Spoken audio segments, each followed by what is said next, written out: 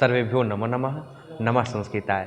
आज हम लोग संस्कृत साहित्य के दैदीप्यमान नक्षत्र के महाकवि कालिदास द्वारा प्रणीतम पूर्व मेघदूतम का प्रथम श्लोक का हम लोग उच्चारण करेंगे, जिसमें मंदाक्रांता छंद एवं श्रृंगार रस का वर्णन किया गया है।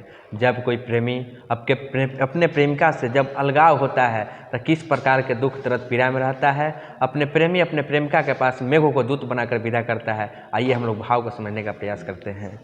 कचिकांता बिरह गुरुना स्वाधिकारा प्रमत सापेनास्तंगमित